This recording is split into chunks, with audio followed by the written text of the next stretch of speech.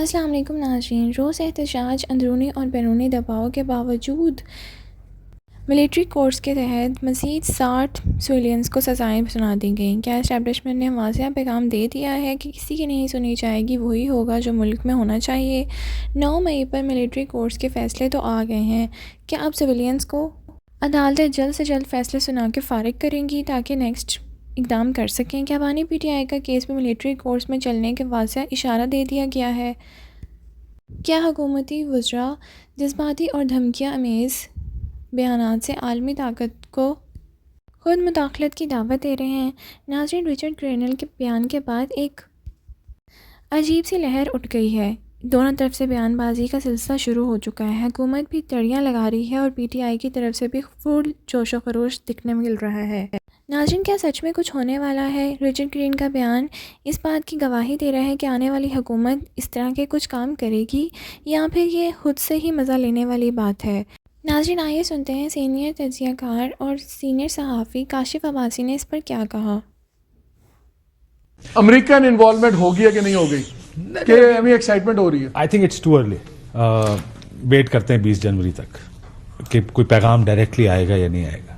Richard is enjoying this social media thing. I don't think, मैं खैर मेरे with due respect मेरा नहीं ख्याल, नहीं, मेरा सवाल ये है कि क्या वो अहम आदमी होगा? रिचर्ड ग्रेनल जो है टोटली एक लोन रेंजर है जो खुद ही दाग रहा है बयान और इसमें इन्वॉल्व हो गया, चाहे इसके साथ इन्फ्लुएंस है दूसरों का या नहीं है, या ये किसी भी लेवल पे आने वाली एडमिनिस्ट्रेशन की सोच रिफ्लेक्ट कर रहा है कि नहीं कर रहा, कि ये रिचर्ड ग्रेनल एक इंडिविजुअल की सोच है? मेरा सवाल ये है। फिलहाल इंडिविजुअल की लगती है। अब फिलहाल ये नहीं लगता कि पूरी ट्रंप इंतजामिया यही है, लेकिन क्या ये अहम आदमी है या नहीं? लेकिन पहला फैसला तो ये कर ले। I think he is an important man. Is he important enough? He is important enough. क्यों? He was being considered for secretary of state. वो एक ऐसा लेवल है जिसमें 2-3 लोगों के दरमियान ये टाई थी, और लेकिन फिर भी इसको एडजस्ट किया गया।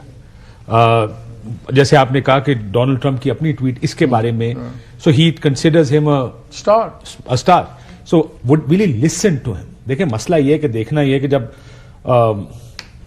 रिचर्ड ग्रेनल फॉर एग्जांपल एक रूम, एक टेबल पे जिसमें बहुत से लोग बैठे हैं, अगर वो he raises the Imran Khan issue, तो पेंटागन क्या कहेगी, जिसके डायरेक्ट हमारी फौज के साथ राब्ते हैं, या दूसरे लोग? यहाँ गवर्नमेंट को लोग यही कह रहे हैं ना कि यार उसको काउंटर करने वाले बड़े लोग हैं, अभी जो मर्जी कहता रहे। और ट्रंप पे बड़ा ये वो करेगा कि ट्रंप हाउ ही रिस्पॉन्ड्स। लेकिन ट्रंप का भी आपको पता है ना, एक दिन आप उसके स्टार होते हैं, अगले दिन वो आपको ठग करके but right now Imran Khan hasn't given him any reason not to, क्योंकि Trump is not your rational actor.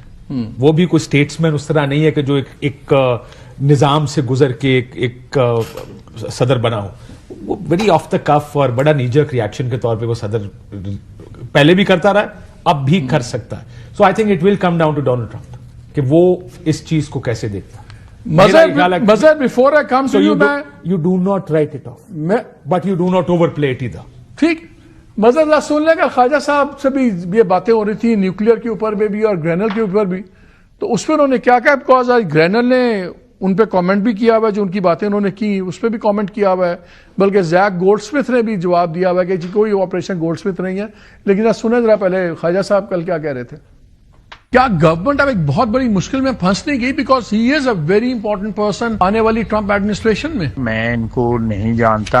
Pressure जो है पाकिस्तान ने पहले भी बर्दाश्त किया, अल्लाह खैर करेगा, नथिंग टू वरी। 100% आपको डिनाई करता हूं कि इसका कोई इफेक्ट जो है पाकिस्तान की सियासत पे होगा। पाकिस्तान ने बड़ी मुश्किलात जो है 75-76 साल में अपने एटमी प्रोग्राम के लिए देखी है। एक एडमिनिस्ट्रेशन ने आना है और उसमें एक बंदा जो है कैबिनेट मेंबर भी नहीं है, उसकी बयानात को इतनी ज्यादा इंपॉर्टेंस दी जा रही है पाकिस्तान के कॉन्टेक्स्ट में। This is a bit too excessive. इसको इस तरह देखा जा रहा है। इमरान खान पाकिस्तान के कानून के मुताबिक उनके मुकदमा चलेंगे, फैसला होगा, गुनाहगार होंगे कैद होगी, गुनाहगार नहीं होंगे कैद नहीं होगी। This is our internal affair. Imran Khan Israeli asset है, हमें कोई बुलडोज नहीं कर सकता। जो भी मर्जी इशू हो, एटमी इशू हो या कोई और, कोई बुलडोज नहीं कर सकता पाकिस्तान को। पाकिस्तान की गिरबान पे हाथ डाल के को देखे, nobody will get away with it. Pakistan में जिन्हें हाथ पाया ना, फिर उठे ही। मैं पंजाबी में आपको जवाब नहीं देना चाहता, समझ जाओ। We will die but we will not accept the pressure.